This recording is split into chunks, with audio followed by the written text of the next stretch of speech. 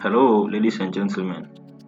Welcome to Skill 247 Avenue. This is our first ever lesson on Microsoft Excel.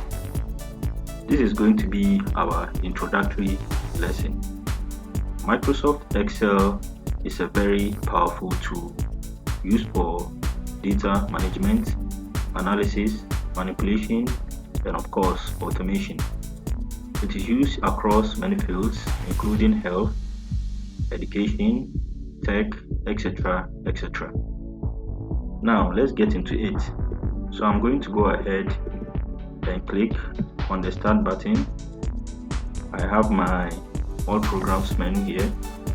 So I will navigate through it to find my Excel program. So I have it here. I'll go ahead and launch it. So after I launch it, we have two options. After you launch it, you can just go straight and click on the blank workbook, or you can use any of the templates here. And on the left side here, you can see some of the recently opened workbook here. So let's go straight and click on a blank workbook. Since this is our introductory lesson, we are going to tour the Excel interface and look at some of the features it has. Now, the first feature I want to talk about is the title bar. On top of the workbook, you can see some green bar here, a long green bar here, and that's the title bar. So at the top left corner of the title bar, the first thing I want to talk about is the quick access toolbar. It is here. It contains some buttons here. So that's the quick access toolbar. So these are frequently used buttons or commands when you are working in your workbook or your worksheet. The good thing about the quick access toolbar is that it can be customized. So if you want to customize it, click on this small arrow here. Now when you click on this small arrow, you can see that some of the commands here have been selected. So the selected commands are the commands being displayed here. So if you don't want a particular command, you can simply come here. Let's say if you don't want to open, you can come here, click on open to deselect it.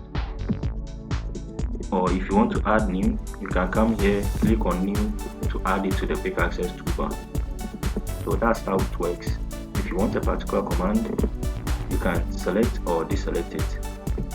Now let's talk about book 1, which is found in the middle of the title bar.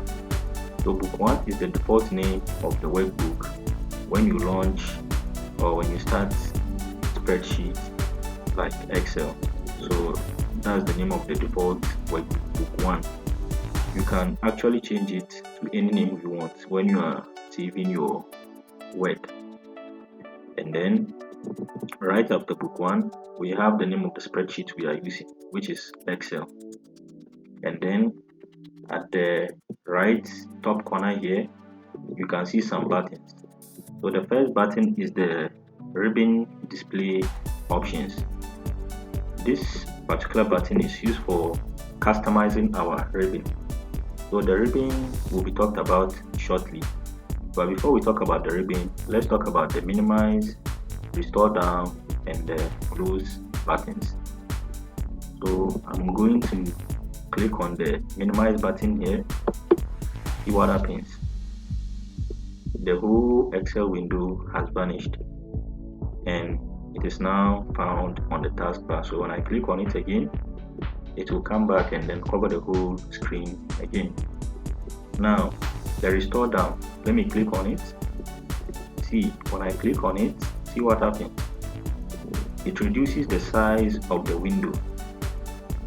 And the interesting thing is that now the middle button now changes to maximize. So if I click on maximize, see what happens. It makes the Excel window cover the whole screen. And of course, the close button is used for ending the application or the software after you finish using it.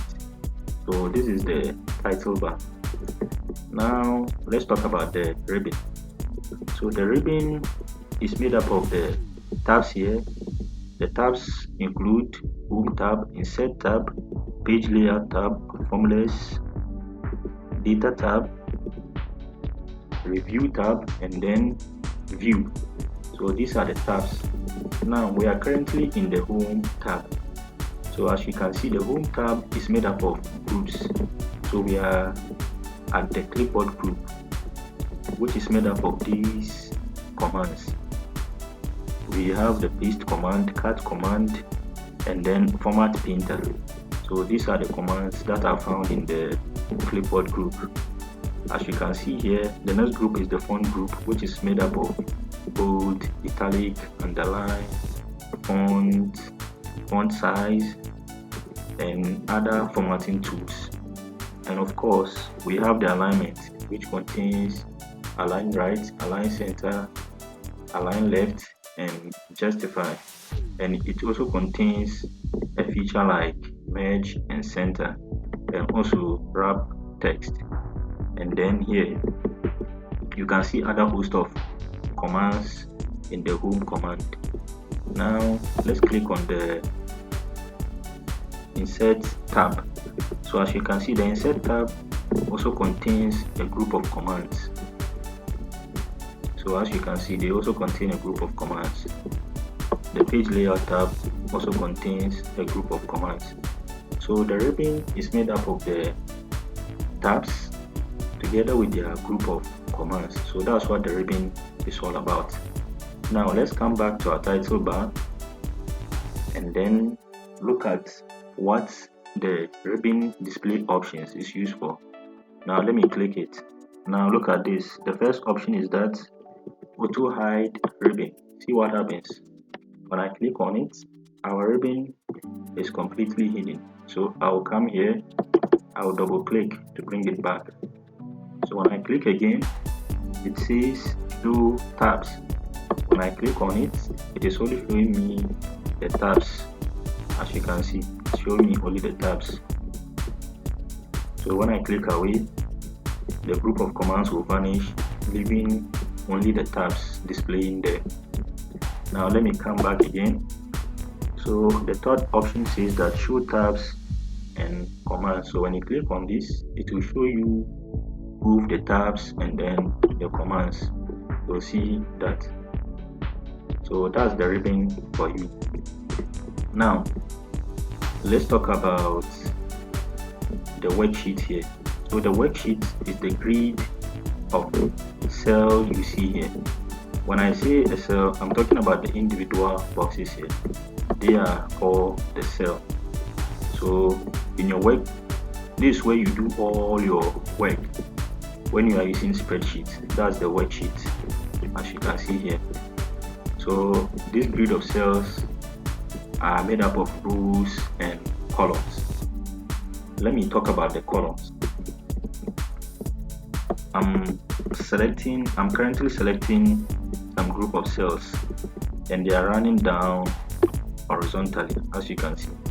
I've just selected a group of cells that are running down horizontally, and on top of the selected cell you can see an alphabet there, alphabet A, followed by B, C, D, E, F, G, up to the last one.